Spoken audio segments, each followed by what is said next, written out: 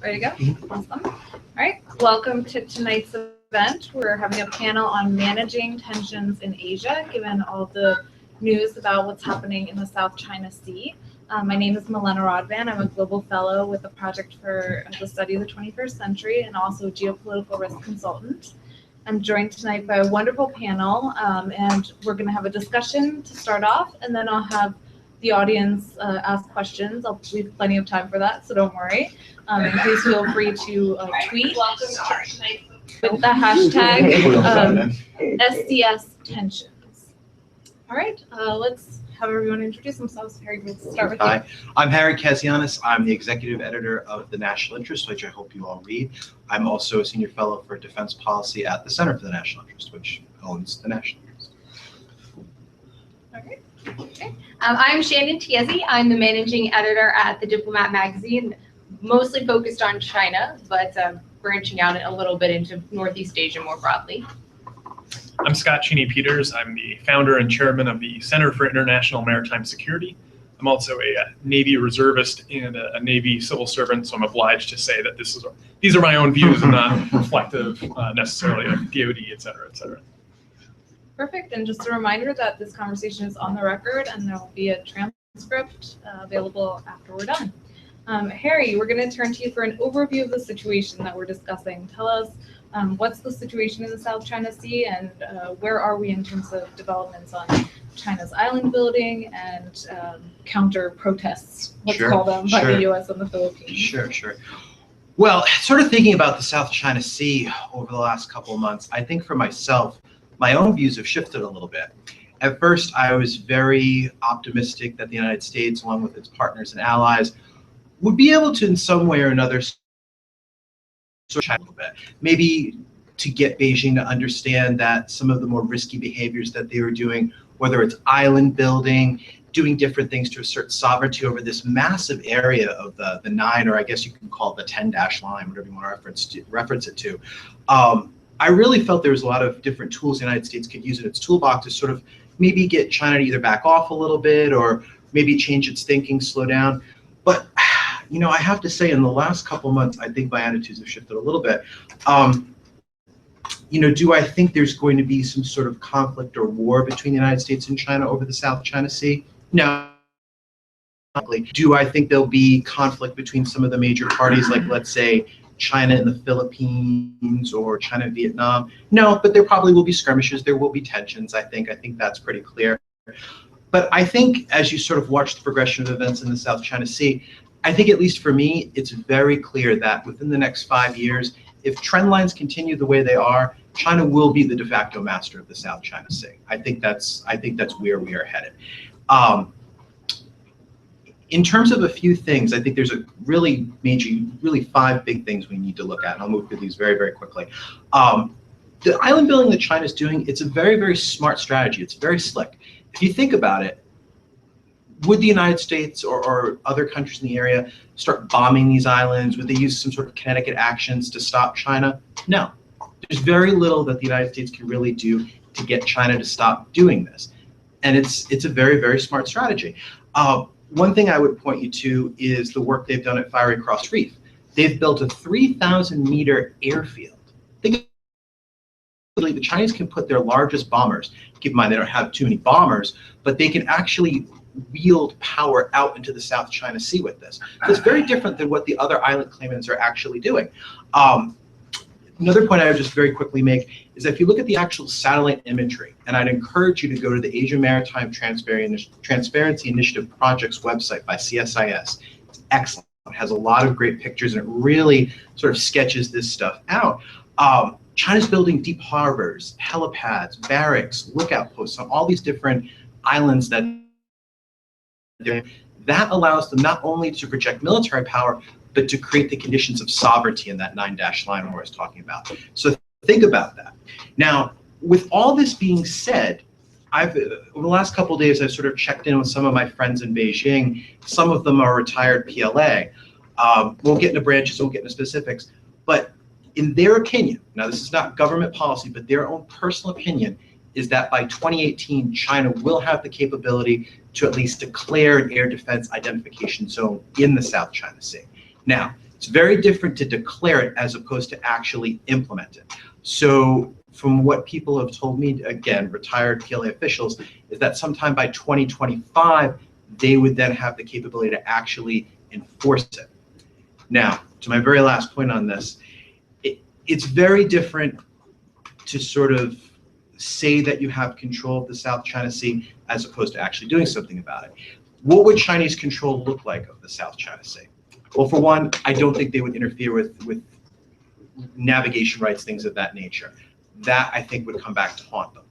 Would they stop U.S. patrols, whether we're talking about surveillance or talking about Japanese patrols? I think there is some room for tension there. So I think in the months and years to come, we're really going to see a downward spiral in the South China Sea. That's going to have a lot of ramifications for U.S.-China relations, all the different alliance networks the United States has.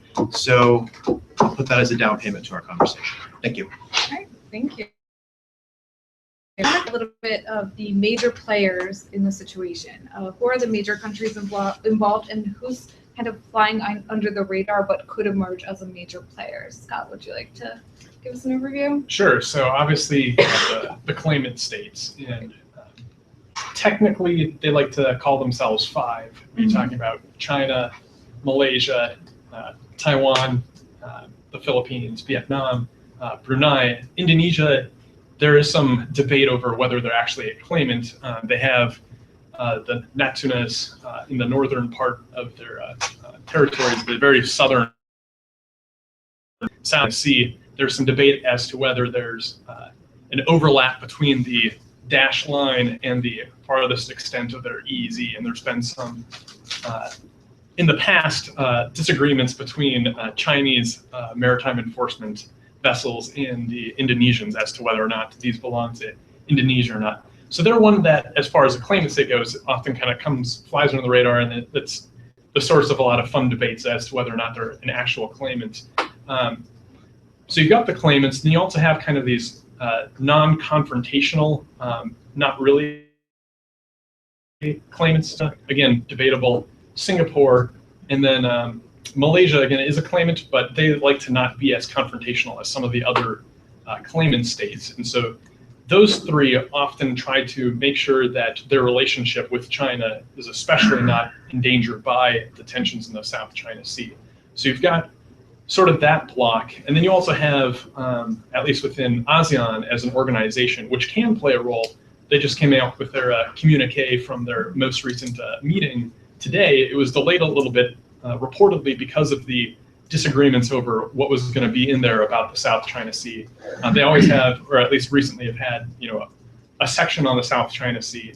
This year was no different. The only real difference in looking between this year and last year's communique just said that they were going to look at, while trying to get the code of conduct implemented from the declaration of the code of conduct, they were going to try to take preventative measures to keep tensions from escalating. It's very vague as to what those might be, but that was a new line, which was the only little bit of interesting bit within the communique.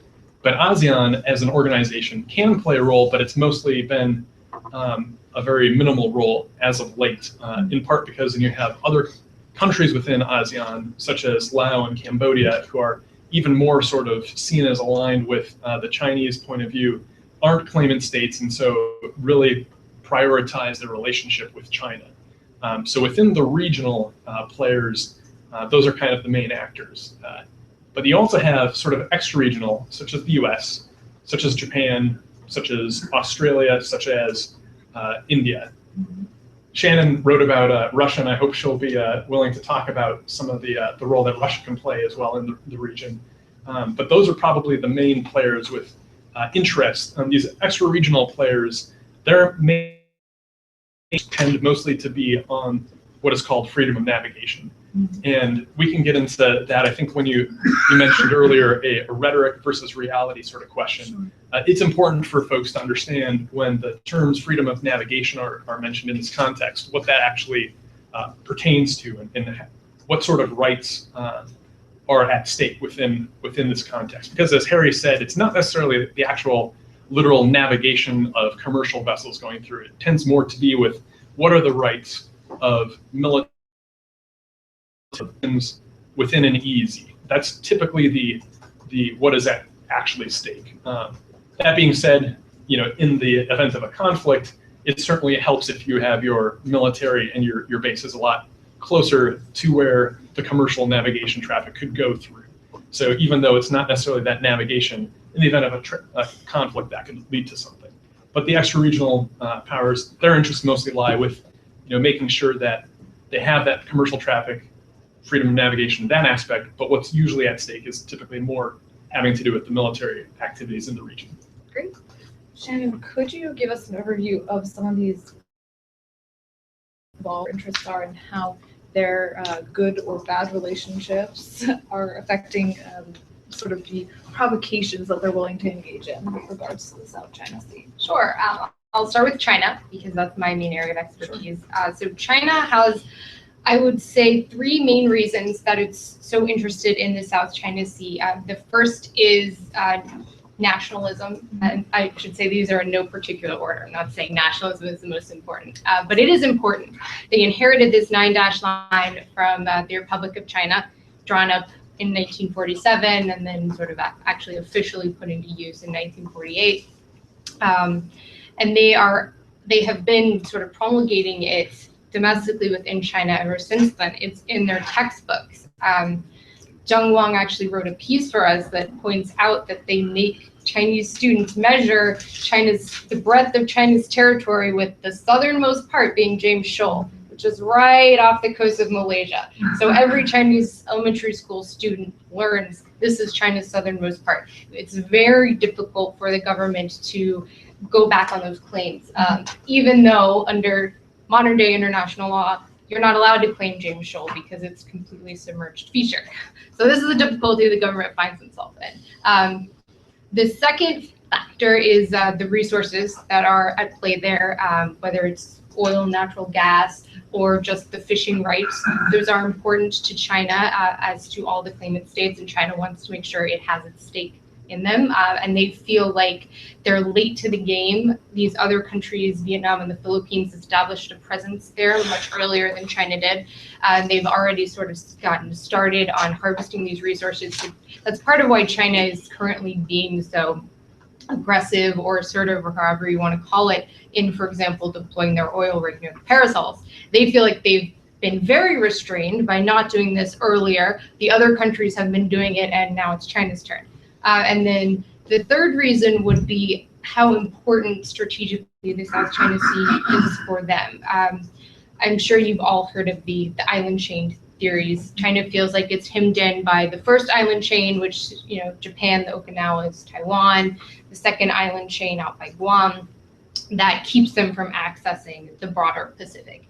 And they see the South China Sea as an outlet. If Japan and the United States, for whatever reason, decided to blockade China within the first island chain, they say, okay, we can get around that. We can go through the South China Sea, and we can have access to the Indian Ocean and the Pacific. The South China Sea is also near to a lot of the choke points for China's global trade. So they want to have a presence there and be able to defend that, which the easiest way for them to do that, as Harry was pointing out, is to have ultimate control over the South China Sea. So that's China's role. I think everyone here is pretty clear on how the United States feels. They are very interested in protecting freedom of navigation, which, as Scott points out, we're not talking about necessarily commercial trade. What we're really talking about is the U.S. wants its interpretation of the freedom of military vessels to move within the EEZ, which is something that China has rejected. They say our EEZ, our territory, you can't do surveillance there. The U.S. says, yes, we can. It's global waters. You can do surveillance in our EEZ if you like, as we saw China did during the RIMPAC last year. So the United States is also interested in seeing international law and UNCLOS upheld. They're very concerned that China is, by insisting on international law plus historical rights, that they're putting those two on an equal par, which really means international law can be subverted when you feel that you have a historical claim to the region. So that's why we're seeing all this discussion on how can we make sure that we are not ceding rights that to China that it does not have under international law by respecting the 12 nautical mile territorial zone around these artificial islands. I think Japan has similar concerns, as does India. They're both also have this sort of growing tension and rivalry with China in general, where they're concerned about ambitions to home. India is concerned about what China is doing in the Indian Ocean. Japan is obviously concerned about the East China Sea Senkaku values. So they sort of project those fears onto the South China Sea, and they see this as a way where they can work together with the international community to sort of teach China where the limits are. And that should help them in the future if China starts getting feisty in their own territory. And then Russia, as Scott pointed out, I just read an article on Russia and China. In many ways, you would think Russia would be eager to sort of join China on this. Russia is expanding its military presence in the Pacific. It is not happy that the US is expanding its military presence in the Pacific, and Foreign Minister Lavrov said so explicitly at the recent ASEAN meeting. So, but Russia also has very close ties to Vietnam. They do not want to risk upsetting that important partnership, especially the military strategic partnership. They don't want to risk losing access to Cambay. So they've sort of held off. They haven't really said anything either way. I think it's interesting to hypothesize about what Russia could do if they wanted to play the role of mediator, because if you could get past the US factor, which I don't think we can, but if you could, hypothetically, they're very, have good relationships with both Vietnam and China, and they could potentially help mediate there. But with the US, they don't want to be seen as validating US concerns about China. So I think they're probably going to sit this one out. Okay, great. So now that we've laid the groundwork, let's see how we see this playing out in the near term. So we have this U.S. and Philippines sort of complaint about what's going on, and what's the next step? After that, how do we escalate? What sorts of gambles are the major players willing to take? Like you said, they don't want to sacrifice their relationships with some of the claimants. So who gets sacrificed first? Does anyone get sacrificed? And sort of what do you see as the next steps in China's response to the U.S.-Philippine complaint, et cetera, et cetera? Who would like to go first? Say Go ahead. Sure. So there's a couple of things that I think that are in play right now that could develop in interesting ways. So for one thing, as many of you probably know, the Philippines took a case to the arbitral court at the Permanent Court of Arbitration at The Hague. And it's currently hearing the case. They just finished hearing the case, actually, and they're now analyzing it, and they're expected to rule first on the jurisdiction, whether they have the ability to rule then on the merits of the case. So it's kind of this dual track approach that they're taking. From what I've heard, at least, is that they're likely to at least rule in favor that they have jurisdiction, and then are also likely to take the Philippines case, which is not that the Philippines has sovereignty necessarily to a bunch of these islands, but that China's 9-dash line is not a valid construct within the international law community. So there's several interesting things that could come of this. So that's one thing that could come out in the near term. I think most people are expecting that at least the jurisdictional ruling is going to come before the end of the year, and then the ruling on the merits of the case will come a little bit after that. So there's a couple of things that could come out of this. I know some people have mentioned that, I think Bill Hayton at the CSIS conference, they just had a South China Sea conference this last month, which was very good. He mentioned that the pending ruling might force the Philippines, China into negotiations with the Philippines under the belief that based on this ruling, the U.S. Navy will then start escorting Philippines vessels if they want to now, with this ruling under international law, exploit the resources that they have validated rights to. So that's one thought that might happen. I'm not saying necessarily any of these will, but these are some things that could happen. There's other ways that the U.S., I think, me personally, could use a ruling that came out this way as a condition for some of the things that it might want to do. I wrote recently in a piece that in looking at maritime domain awareness architecture, so this is something that gets talked about a lot, often proposed, especially by the US, Philippines, Japan. How can we get a maritime domain awareness architecture within the South China Sea? And I can go into that in a little bit more detail a little bit later, but one of the things that is on to bringing in a lot of these, again, those non-confrontational partners is the perception that such an arrangement would be aimed at China. So this would be an instance where the US could, if it wanted to be creative, say, anybody is welcome to join this, but there's a condition: you have to abide by all rulings that you've already signed up and said that you are going to abide by based on your adherence to the Permanent Court of Arbitration Treaty.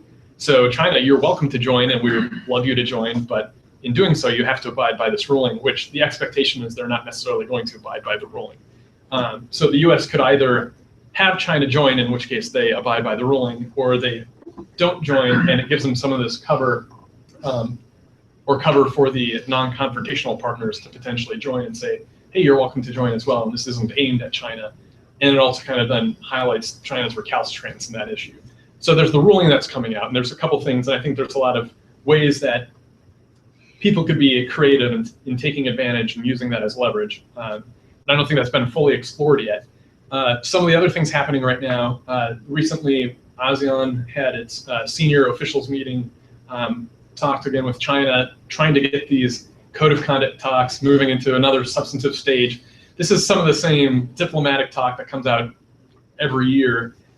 Whether that actually amounts to anything is, very much debatable, but one thing that China could do is, if it wants to calm tensions, is at least give a great moving on progress with these code of conduct talks. Because then again, that gives some of these ASEAN countries more cover to say, we don't need to ratchet up our tension, or there's actually a route for peace this way that we can make progress on. Whether that amounts to anything, up for debate. Some of the other things that could happen, the Taiwanese, if they wanted to, because the claim that China has, which is ambiguous and unclarified, and if China doesn't want to clarify what that claim necessarily means, Taiwan could say, well, we have decided that this is what it means to us, which can kind of take some of the legs out from China's basis claim if it's based upon what Taiwan is doing. From the US on the current administration in Taiwan under the KMT to clarify it before they leave the administration. The DPP kind of set them up nice for the DPP, but I don't think that's likely to happen. But the DPP, if they take office in this next Taiwanese election, they could themselves, and I think, Shannon, you were mentioning that there's been some discussion and potentially already looking at that as something that the DPP might do if they come into power. So those are just some of the things that are going on currently. I think the Chinese, another thing that they could do, which would, there's the talk about whether they're going to declare an ADIS at some point. So that's something that might be farther down the line. There's certainly nothing I think that's going to be too controversial between now and the visit of Xi to the US in September. There's talk that in then the election cycle, as that ramps up, obviously the debate's tonight. So thank you if you're watching and not watching the debate live. I think that's much appreciated, but maybe if you're watching in retrospect as well, appreciated. But there's a thought that might be an opportune moment during the election cycle to do so much logic there is to that, because then the candidates might pounce upon that as, we need to do more, you're not doing enough about that, at least within the US, so you might engender a more aggressive response from the US if you did something during the election cycle. And then you also have the fact, I think, Harry, you're mentioning this again, if China has de facto control of the South China Sea, or wants to start exerting that control, there's a lot of things it can do with much more aggressive fisheries enforcement as it starts to get that capabilities. So we just had a South China Sea war game with the think tank that I helped run. And one of the more interesting ideas that came out of that was, again, if China wants to also then subvert instead of just force all the other foreign nationals and their fishing vessels and to keep them away from the fishing exploitation, it could try to subvert that instead and say, you're welcome to fish here, but you have to have a license by us, and it's free. So here you go. Just trying to, again, sort of demonstrate that we have de facto control and we're exercising our rights here, which could lead to a lot of confrontations, as Harry again pointed out. So those are some things that I think could come into play in the next couple of years. Sure. Any other thoughts on that issue? I'll expand on a couple of the points Harry pointed out. One, on the issue of Taiwan, I think you're right that Mine Joe's not going to move on that. He's more or less a lame duck at this point with rock bottom approval ratings. The DPP is interesting because obviously the KMT is a party that it really holds the legacy of the Republic of China and the 9-dash line.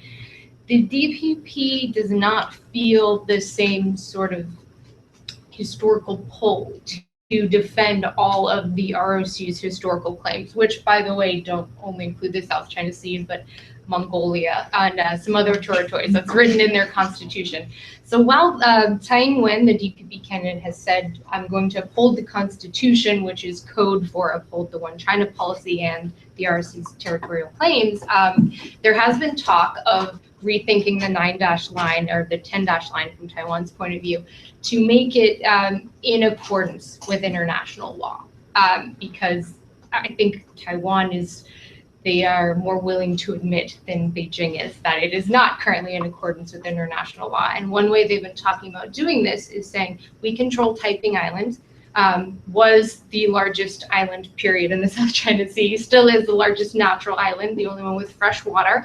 So it's got the strongest claim to generating a 200 nautical mile exclusive economic zone of any of the islands in the South China Sea. So one possible theory they're playing with is saying we take Taiping Island, we give ourselves the 200 nautical mile easy, and that's basically it. I think another thing to watch for is what Japan is going to do, especially as they finalize these defense reforms that they're getting through. Is Japan going to start actually sending patrols to the South China Sea, which is something that's been talked about, not very concretely, but repeatedly. How active are they going to be in continuing to supply maritime and Coast Guard vessels to the other claimant states? They've already started doing that with the Philippines. Are we going to see more of that? And if we start having joint Japan-US patrols in the South China Sea, is that going to be better at dissuading China, particularly if the arbiter court decides that some of these features are not entitled to a territorial zone or an EEZ, a unified Japan-US other claimant state response to say, okay, we are now abiding by that ruling and not by China's demands. That could be much stronger than if the US just right now on its own decides to go into the 12 nautical mile zone. Good. Okay. I want to move on to discussing sort of the tension between China's aspirations with regards to its new Silk Road, its involvement in creating the Asian Infrastructure Investment Bank, these types of actions that are meant to involve it in a more productive manner in the international community versus these sorts of confrontational disputes that are occurring over the South China Sea. How do we see this tension playing out internally? Where do you think the population's views are on these issues?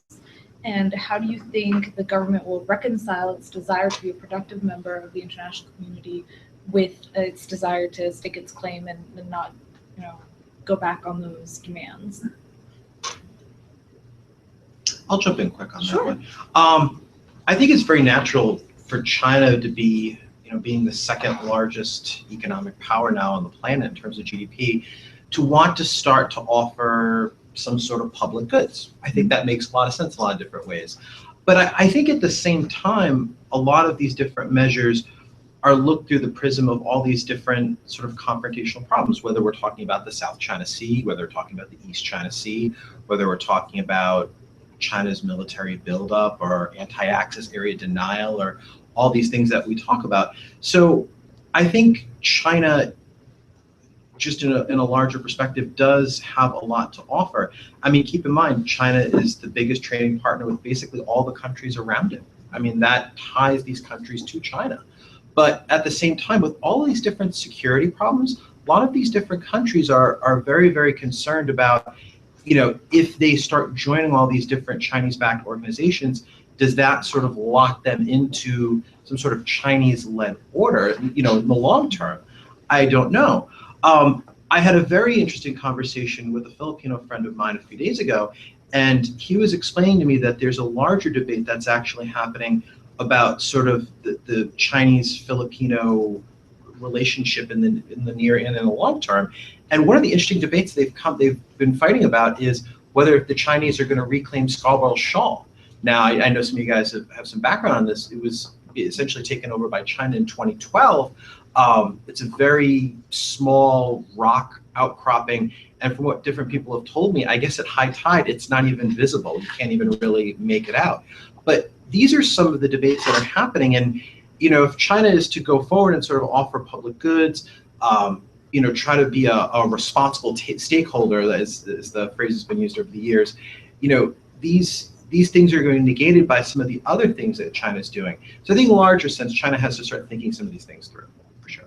Yeah, and I would agree with that too. I think the coming out with its Maritime Silk Road, One Belt, One Road policies, I think the reception would have been much greater and much quicker had at the same time not been these images of island building, of militarization in the South China Sea. And so I think there's been a little bit of perhaps surprise on the Chinese side that there hasn't been. I mean, there's certainly been, any minister, I would say most ministers in these countries that are at least projected on, because it's all still very nebulous as to where this is actually going to go through, what projects are actually going to be incorporated. And I do think that for the most part, these are really just economic focused projects, because there's also then some concern, like, is this going to be a militarized port somewhere? And yes, you can always have some military application in any port, but it's not going to be, to my knowledge or understanding, military bases anywhere. But these economic ministers, while they would probably welcome the investments, at the national level, they're still kind of wary of, again, like you said, tying themselves, having seen what's going on, the rhetoric not necessarily matching this image that China wants to project as a responsible stakeholder.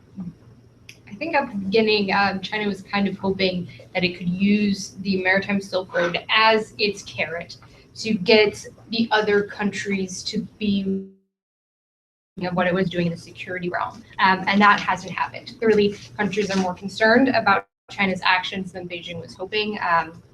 You're seeing more movement towards the beginnings of unity in ASEAN to say, okay, no, we really do need a code of conduct. We need some guidelines for this. Also, China has been insisting for years that this issue shouldn't be internationalized, and all that they've achieved is there's more and more countries putting out joint statements that address this issue. The G7 statement included a portion on the South China Sea. It's becoming more internationalized, not less.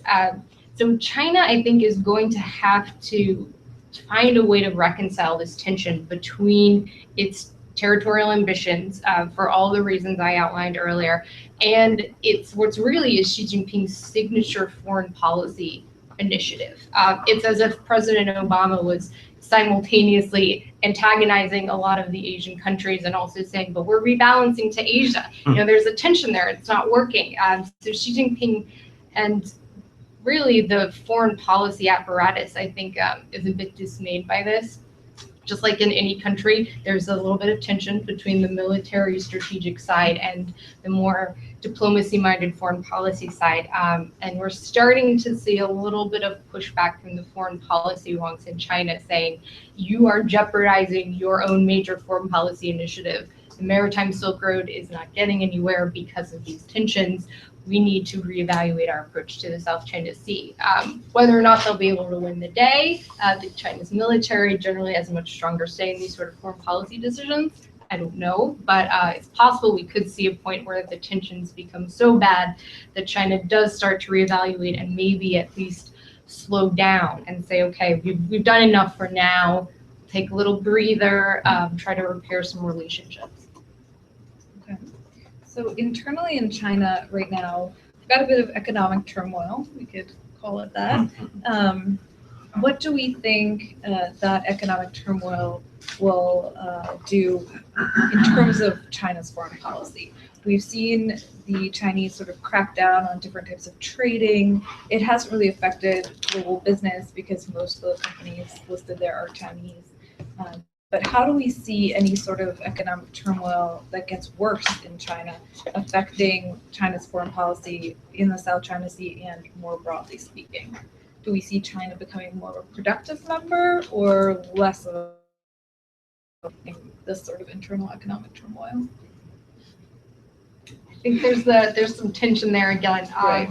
On the one hand, the Maritime Silk Road and the Silk Road Economic Belt were kind of China's way out of its economic dilemma. They see this as a way to deal with their excess capacity problem, as a way to really kind of, while investing in other countries, be investing in their own economy, because of course they envision all this investment money, all of these contracts being won by Chinese firms who will then ship over Chinese workers to do all of this. So it's sort of a stimulus for Asia that's a stimulus for China at heart.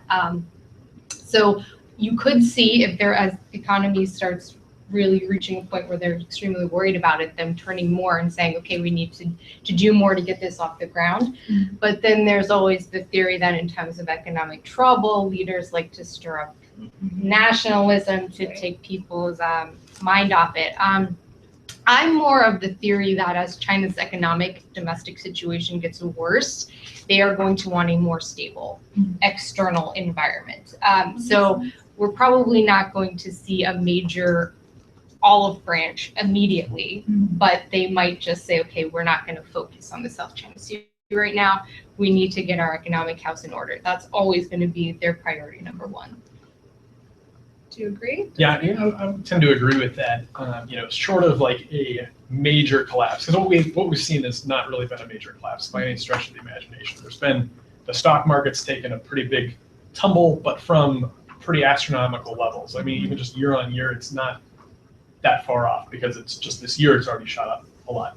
What it has done is shorted some of the credibility, especially because the economic measures that China has taken to not necessarily even themselves panned out so well. So credibility is taking somewhat of a shot, but the economy itself, which is not really that dependent on the stock market, is not that much in jeopardy at this point.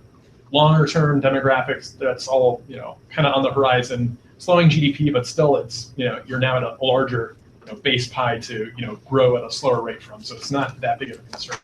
So short of a major economic meltdown, I don't see China using nationalism or turning to stirring up trouble in the neighborhood.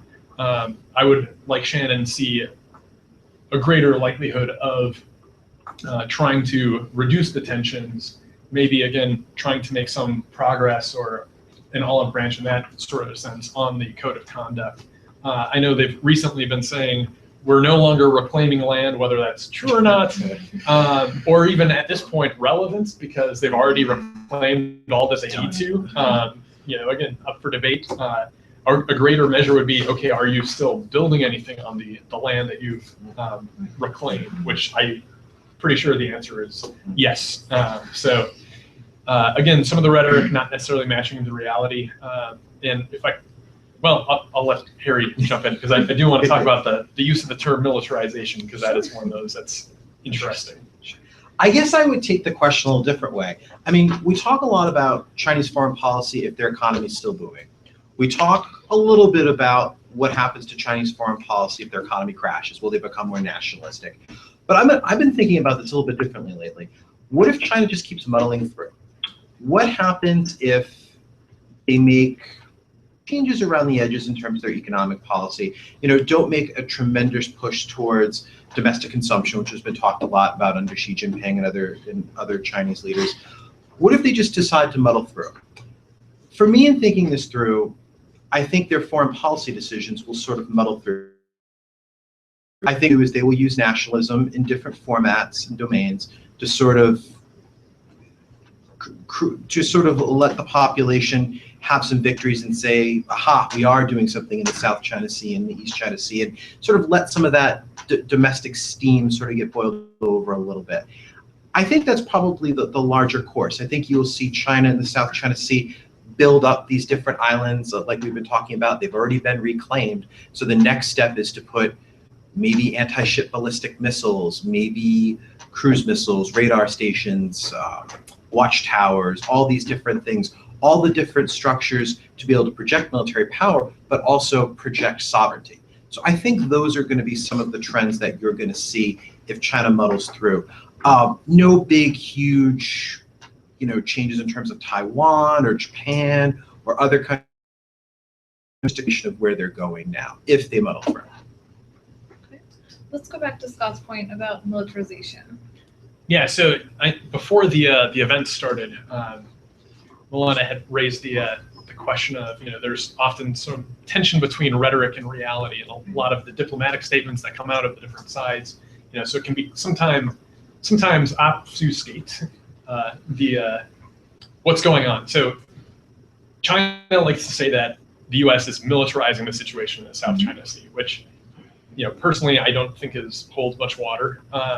And if you look at what China is doing, it does fall a little bit more into the camp of, militarizing what is on these islands. They've also been saying, well, these islands are, yes, we've got some military uses that can come from what we're putting on them, but you can also use them for civilian purposes, which again kind of stretches what you would use them for in civilian cases. Maybe if exercising their control over civilian agencies, that could be, one interpretation of what that means. But when you go to militarization, it's really kind of, in my opinion at least, falling more to what China is doing. They also like to use the term interfering to describe what Japan is trying to do. You raised the issue of potential joint patrols coming into the South China Sea. There was kind of a very loud reaction to suggestions both earlier in the year from the U.S. 7th Fleet commander talking about potential joint patrols with ASEAN, and then potential joint patrols with the Japanese, and more recent suggestions about U.S.-Japanese joint patrols. China seems to think that any Japanese involvement in the issue is interfering in the issue. And you can make a case that the more people involved, it might make it more complicated, but by no means does Japan not have interest in this issue. As was mentioned at the beginning of this conversation, there's a lot of countries that have very, very strong interests in what happens in the South China Sea, whether it's militarized, whether it comes under control of one country, and whether that country asserts rights that traditionally and by international law are not recognized. And it's not only Japan, it's other countries, but China has been kind of singling out Japan as an interfering nation in this way. To your earlier point, not only has Japan been looking at now providing planes, today there was a story that they were going to provide some aircraft, some old Beechcraft for maritime patrol and maritime domain awareness to the Philippines, which is not quite what the Philippines want. They want P3s that U.S. produces, but there's also some debate about whether they would have the capacity, the capabilities to even use those to best effect. But when we talk about joint patrols, there's a lot of different nuances that can go into joint patrols. So that's another term that kind of gets a little bit confusing at times, because joint patrols can be anything from what Japan has already done, which is patrolled joint aerial patrols with the Philippines. They did an exercise where they kind of, when you think of a joint patrol, you might think of two planes or two ships just driving right next to each other. That's one way you can do it, and that's kind of where the term makes a lot of sense. And if you use that term, Japan's already done joint patrols in the South China Sea. They did this exercise with the Philippines flying off of Palawan. But there's other ways you can do joint patrols, like coordinated patrols, where, okay, it might be a better use of resources if what we're trying to do is raise greater maritime awareness, what's going on in the South China Sea, whether it's to see what people are doing on their islands, or it's to find out where the ships are going and to see if there's maybe piracy going on, etc. It might make more sense to have your patrols coordinated and separated, and then some of the complication that comes in is how do you feed that data to each other and share that. So these are some of the areas where the terms can get a little bit confusing, but it's useful to dive into them a little bit more to understand what people are actually trying to do when they talk about things like joint patrols, or they talk about militarization, or earlier when we mentioned freedom of navigation. Sure. I think it's also important to try and define what we mean by the military itself, because China is generally pretty careful with the white hole, gray hole distinction. And they are using their fishermen's presence to sort of establish that they have a presence here, and then they send their Coast Guard ships to sort of back that up. So from the Chinese, I'm sure would say, well, that's not military. But when you have a standoff like the Scarborough Shoal, it sure seems from the Philippines' point of view like a military threat is being brought to bear. Yeah, and that's a great point. It's not even just the fishermen or the Coast Guards. There was a great conference that you can read the papers for that just happened a week or two ago by CNA on South China Sea, around China as a maritime power.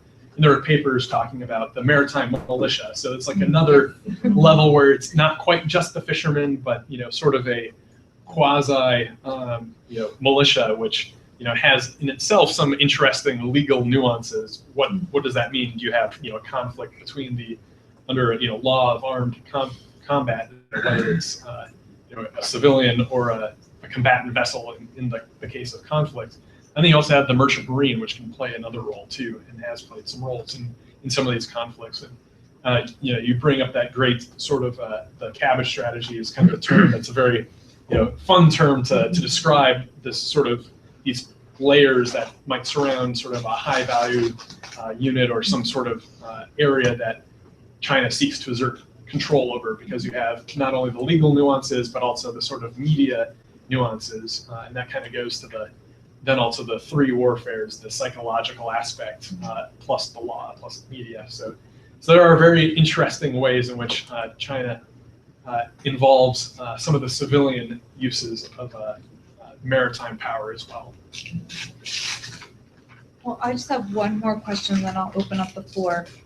As we mentioned, we're streaming at the same time as the debates. I wanted to do a time question. I'm not sure if any of you saw, but this morning the Washington Post published an article basically arguing that instead of debates, the best way to vet our candidates would be to have crisis simulations and throw them into a room and say, hey, China just positioned a couple warships in these areas. What do you do? So I'd like to get your thoughts on how you think our candidates would fare in a crisis simulation involving the South China Sea.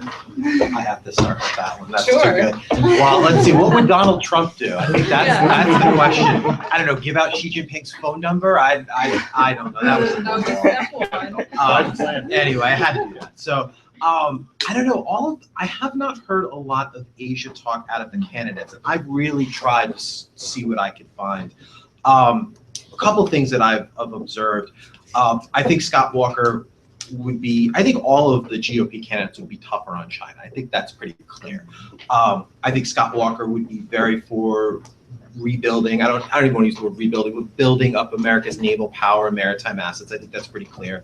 He has a few advisors that are very much for that. So I think that's one thing. But I really haven't heard much else from the other candidates. It's all been about the Iran deal. And then all variations of how they would destroy it or make it tougher or what have you. Haven't heard much on the Democratic side either. But I think it's all safer to say I think all their rhetoric, once it comes out, will be a lot tougher on China. What actually happens when they go to the Oval Office in 2017, I think is a very different question. I mean, I think we could all agree that the rhetoric is always different when that person has to get in that chair and start making all those life and death decisions. So I think the jury is still out. I think in the months to come, a little talk on Asia, but it always seems like no matter when we're talking about Asia or the South China Sea, unless there's a big flashy picture of island reclamations, the New York Times, the Washington Post, I always feel like Asia gets sort of like second place, whether it's Iran or the crisis or Ukraine. I mean, I think there was a lot of talk about Asia when we go to 2011, 2012, when we had the pivot, when it was sort of in full steam.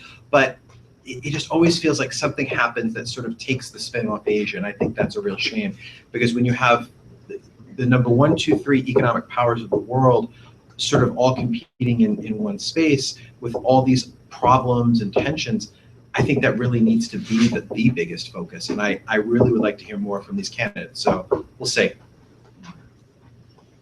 Yeah, I too hope that the candidates spend some time talking about Asia. I mean, to your point, some polling that's come out, shows how much Americans are concerned about different issues, and ISIS is always, 4 times as much of the South China Sea, if there's anything in there about the South China Sea that they care about, unless there's been, like you said, some big flashy news story like the P-8 flight, back in May, which is kind of silly in my opinion, just because how much does what ISIS does really actually impact I agree with you. Americans on a day-to-day basis, and how much does this have the potential to really impact Americans?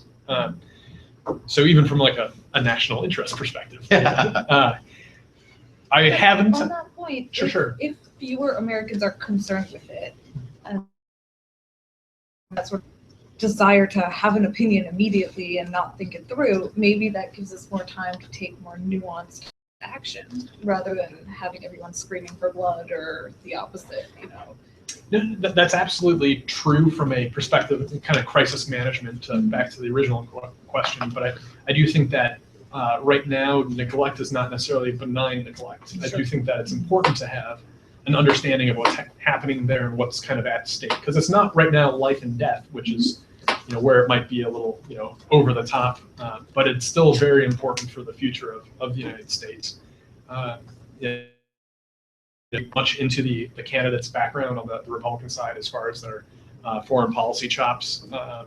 I think it would make great television to have like a reality show of each candidate, in a crisis simulation. So I'm sad that hasn't come to being yet, but I could probably understand then why the candidates wouldn't want to necessarily subject themselves to that. But yeah, so I guess that's as much as I know about their foreign policy at this point. I was waiting until it gets down from 17 to something more. Yeah. I think, as with many issues, China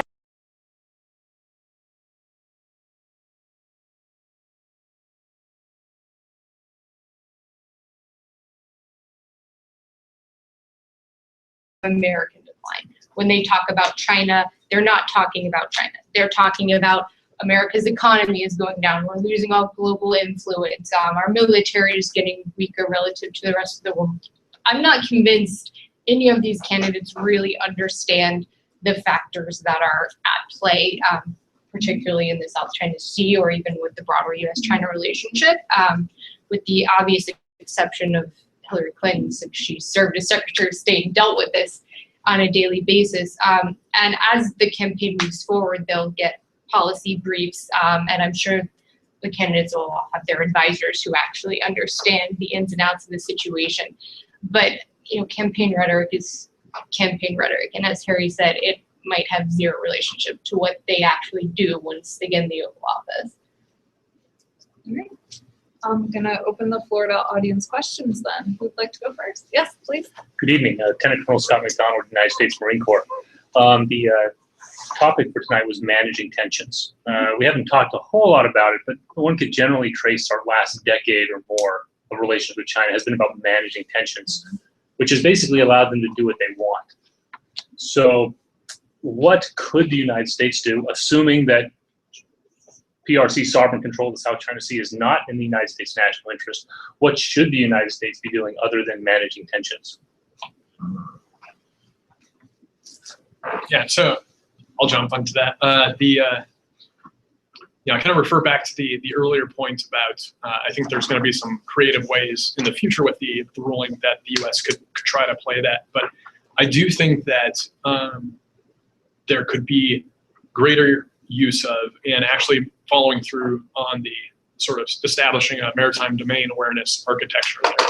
And a lot of people like Patrick Cronin at CNAS talk about cost imposition strategies, showing, okay, here's an actual cost that you're going to that's going to be imposed upon you for militarizing or taking these actions, and not necessarily a linkage, because I'm not sure that linkage is necessarily a good thing that the U.S. should do as far as tying it into other issues like in other economic realm or cybersecurity realm, just because that could be something that China then reverts to as well. So it's kind of a double-edged sword, but I think that the U.S. still has a lot of things that it could do that it hasn't yet done, which is whether or not it's delayed too long in doing them, that's a good question, but there is supposed to be a little bit more proactive in doing some of these steps, like setting up a maritime domain awareness architecture, bringing in people that actually want to participate in it. It's not going to be everybody in the region,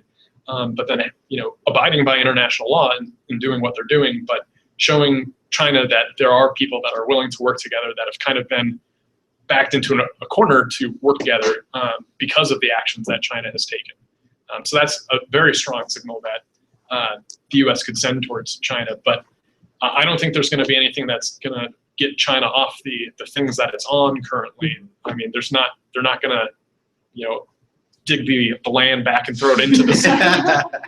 So there's only so much action that you can do at this point. It's mostly about continued deterrence, trying to keep China from taking any additional further sort of provocative actions that we've heard. So I think there are some things that the U.S. could do, but if it needs to be as a tie to what's already happened at this point.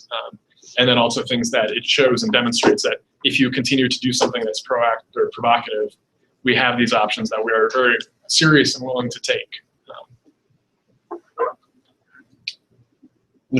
Jump in. I think there's only three things you can do. I am pessimistic, as I've said, but I think the first thing you need to do for any administration is you have to show up to Asia. And I think a lot of our allies and partners, they're very aware that when we miss an East Asia summit or an important meeting because of something happened in Ukraine or the budget situation, that counts. They wonder about these things. When I used to go to Asia and talk a lot more with scholars before as the national interest, I would tell you that was their number one complaint. You're not here. So how can we trust you as a partner when it comes to China or all of these different economic issues if you're not going to just show up to the basic forums that count? So I think that's the first thing. And I will give the administration credit. They have been going a lot more to these different forums and events and trying to make sure that we have a presence. So I think that's a good first step.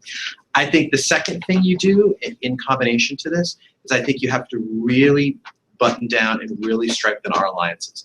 That means working as much as possible with Japan, the Philippines, almost a de facto ally in Vietnam, working with India as much as possible. I think we have to work a lot closer with Australia. There's lots of different ways to do that, whether that's sharing maritime awareness, whether that's joint development of new defensive weapons platforms. There's a lot of things you can do to be creative. But if those things don't work, there is one last card you can play. It's a little dangerous, it's a little risky, but when you think about China, we think about discussions we have about China, there's two conversations. There's the security conversation, and then there's the economic conversation. And the economic conversation's, by and large, very positive. We have a $570 billion bilateral trade relationship with China. Both countries, by and large, have gotten very rich. Specifically, China's gotten very rich from this. Then we have the security situation, which is not very good. There's been a lot of talk. I don't know if you guys have been seeing some of the different op-eds. I think I'm more into this being an editor. But you see a lot of talk in the China hand community that maybe it's time these conversations start to get put together. That if China is going to continue on altering the status quo in the South China Sea, creating problems in the East China Sea, buddying up with Russia, maybe it's time that these conversations become a little bit more closely linked. Now, I will tell you the US business community would have huge problems with that. I mean, just look at Apple. They're making us to China. The different trade relationships are so tightly knit, that would be very hard to undo. But if that conversation would start to churn, that is one way to impose costs. Now, is that even possible? I don't know. But if that conversation starts to happen, kind of interesting to see what China does. I think a major impediment to that is, and I think this is a wrong view, this town is convinced that such a economic conflict would do a lot more damage to the United States than to the PRC. And the truth is actually the reverse. They rely on us a whole lot more than we rely on them. We can get our cheap stuff made anywhere. I agree with you, 100%. Sure, go ahead. Sure. I have signed for the Council on CIMSEC Affairs. For disclosure, I also write for CIMSEC now and then. I guess my question is pretty straightforward. Is there an arms race going on in the region? You hear a lot about China and US. They have all these other countries, Malaysia, Indonesia, the Philippines. They're buying weapons from not only the US and China, but from all suppliers.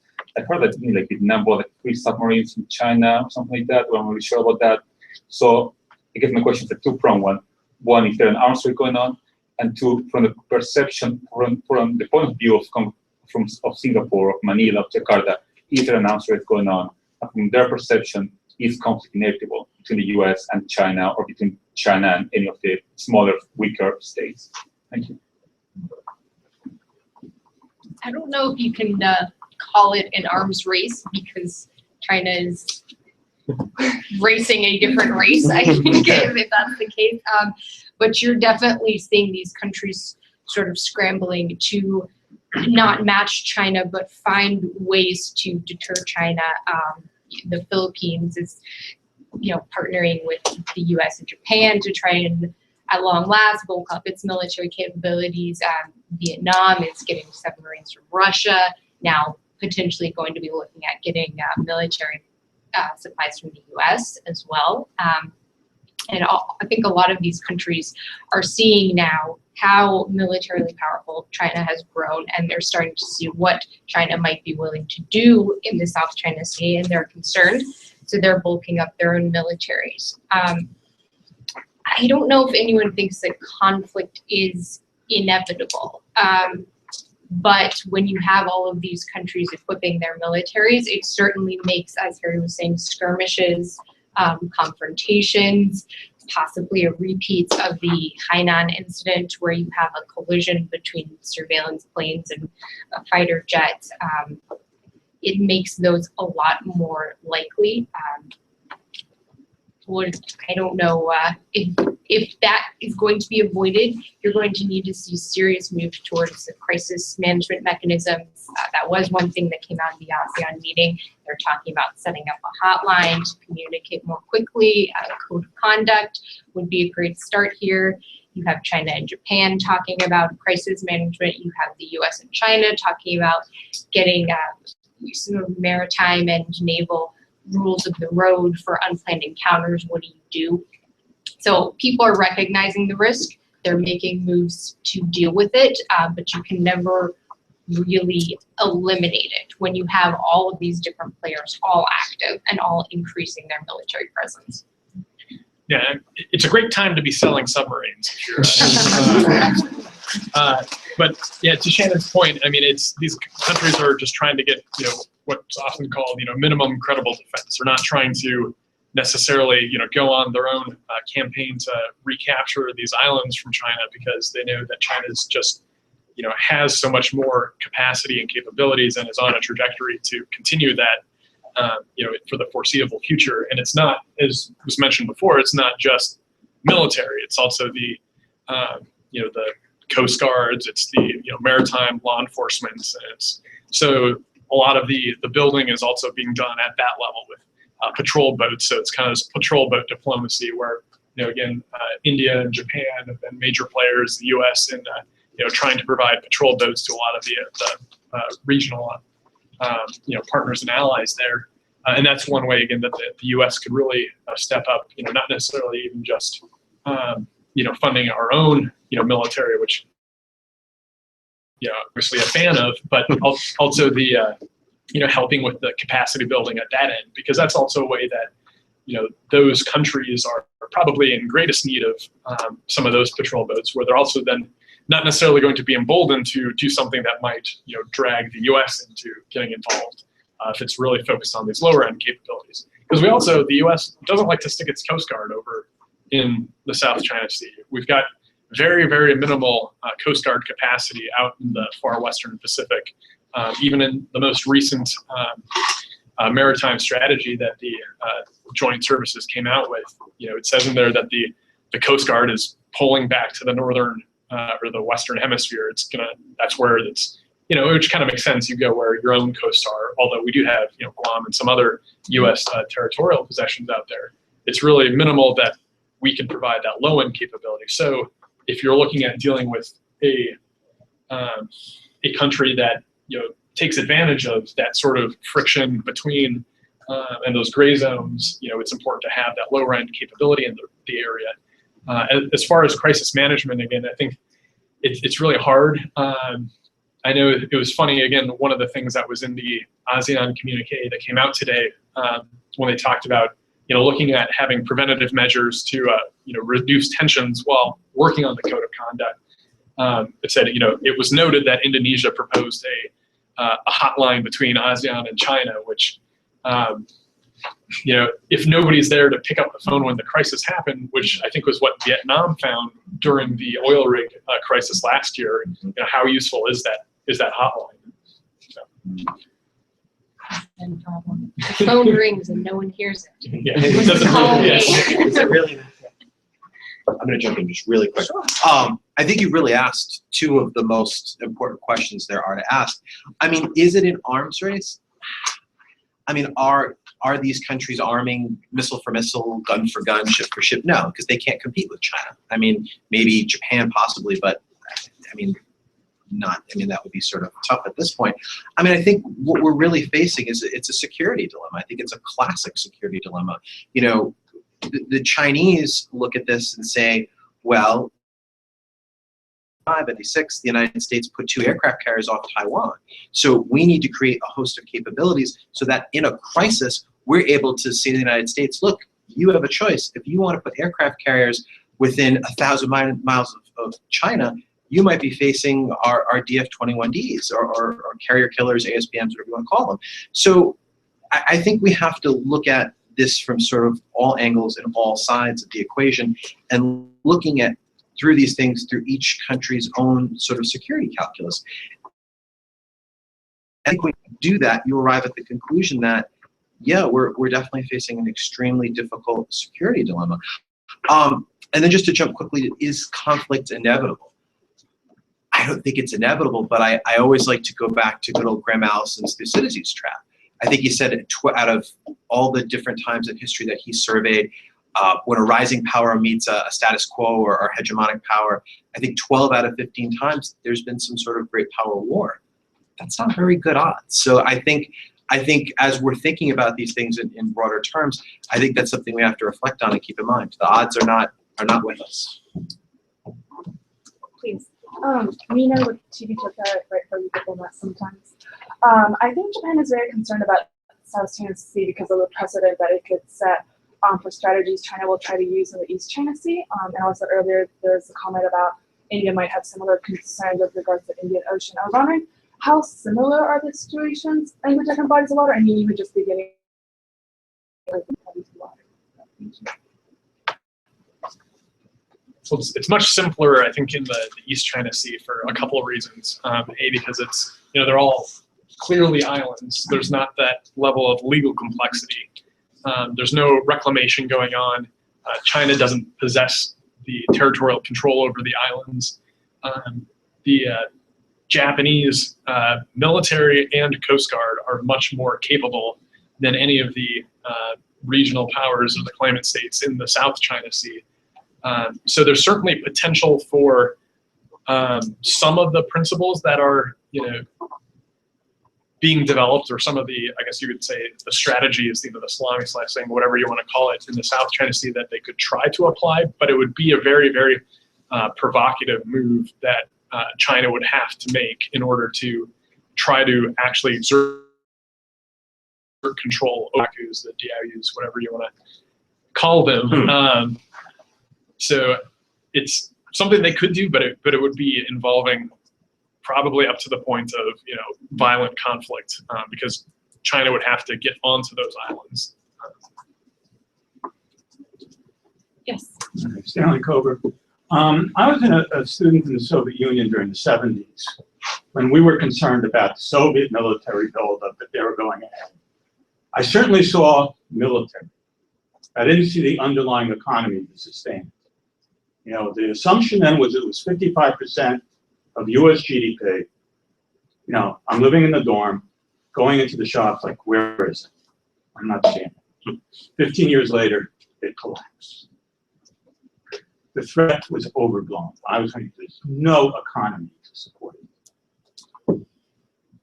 I look at China, I just have to disagree. It has been growing the same way the Soviet Union grew, through extensive development, throwing resources. They can't do it anymore. They acknowledge that. The Thucydides trap was mentioned. Has there ever been a case of a rising power with a declining population? China's population has, and particularly the working age population, has begun to decline. This is going to affect their economic growth. In addition, it has a lot of debt. And some of that debt may not be good, particularly local government debts. They are writing about it. It's going to be a huge problem. I submit that China has graver economic problems, and it's having this feeling of deja vu. Like, I've been through this before. And let me leave you with one final observation. I was in Moscow in 1990. The country was about to fall apart, literally disintegrate. The metro worked. We're talking about that. That's Yeah? What does that say about us? So I'll just leave you with that thought. I'm going to jump in.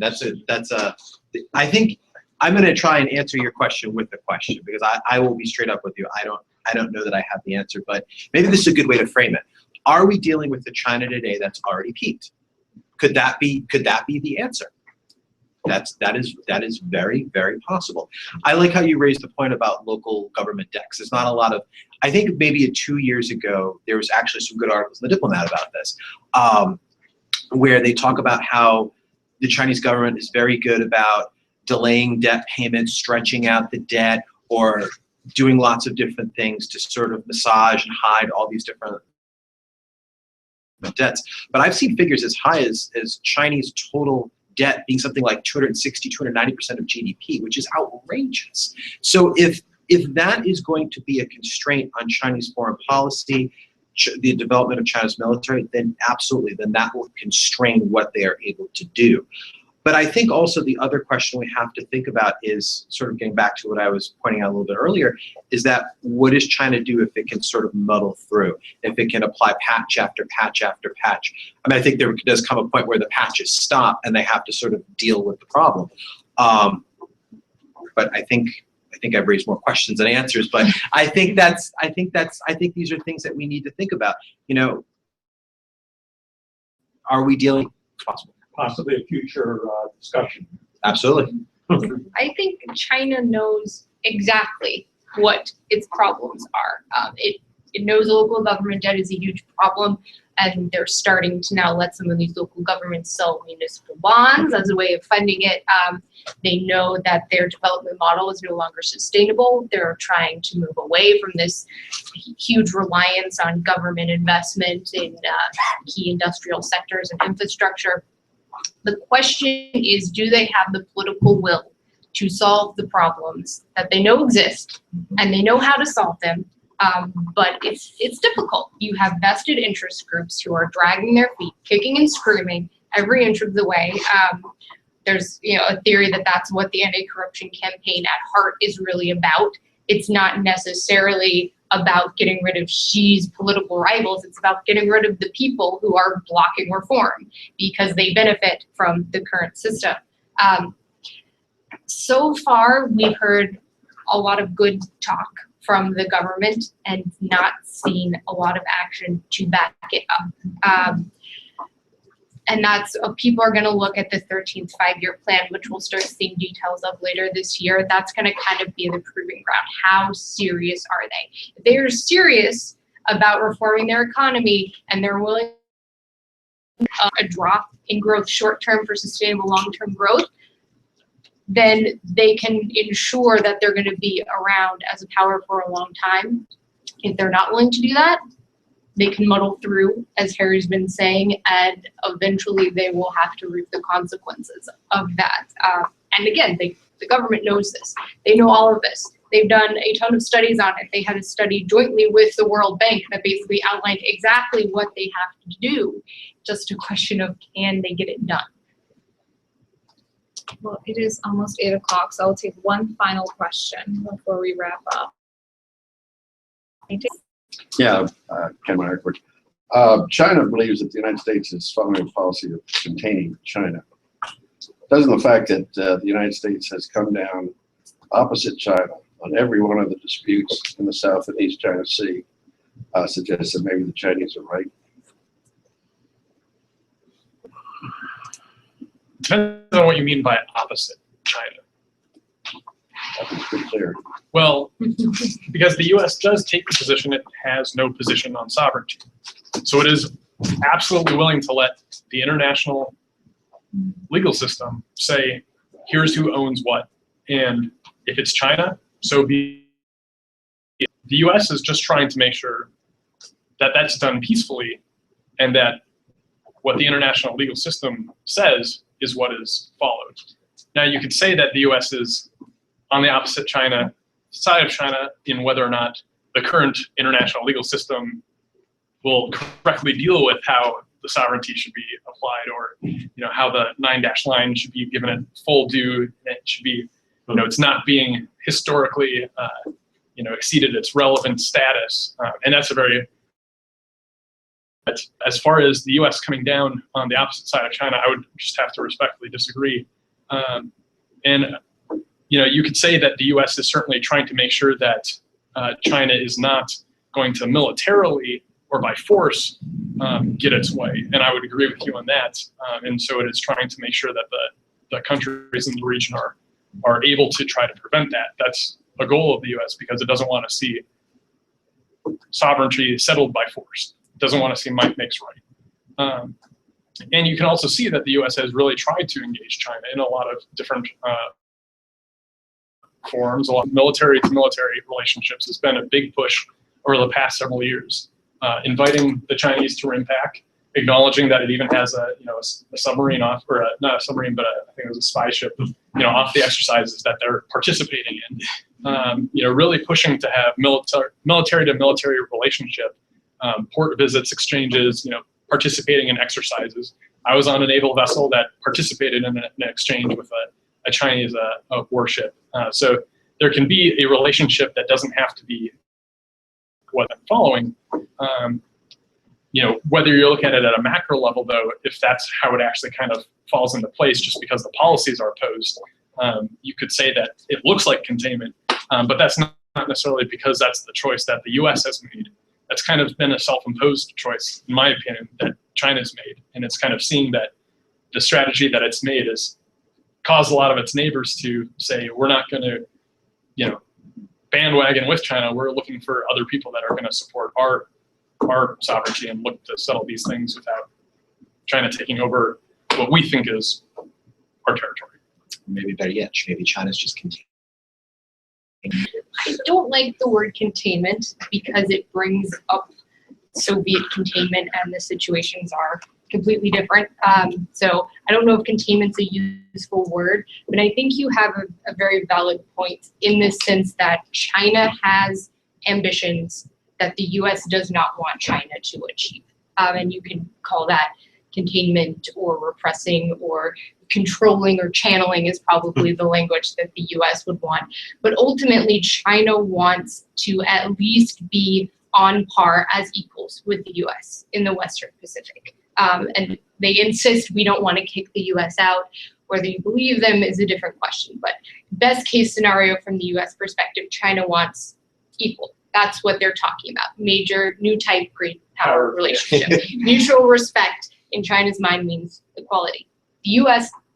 doesn't want that to happen for obvious reasons. The U.S. right now is more powerful than China, has more influence. They don't want to give that up. And so that is a fundamental tension in the relationship. And I think that the Chinese have valid concerns there about how the U.S. is saying we welcome your rise, but then they're not supporting the AIIB.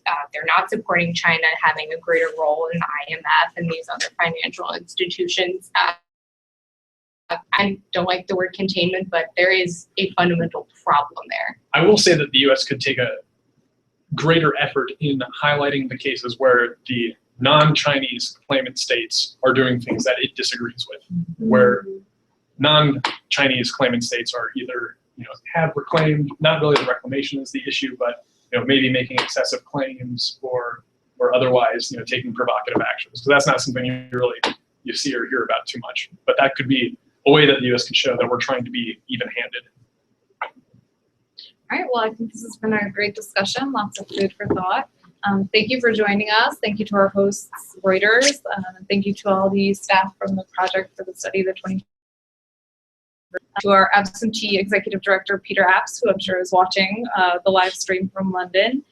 I welcome you to sign up for the website's newsletter to get advance notice of all these other events that we have. We have quite a few of them. They're all very good. Thanks to all these people's hard work. So once again, thanks for coming. Enjoy the rest of your evening. And there are refreshments next door for those. Oh, I'm sorry. They're not. I was just informed. Going home empty-handed. Yes, I was just informed. I'm sorry. Blame it on the metro. Yes. Well, we can all go get drinks afterwards. So once again, thanks a lot. Have a good evening.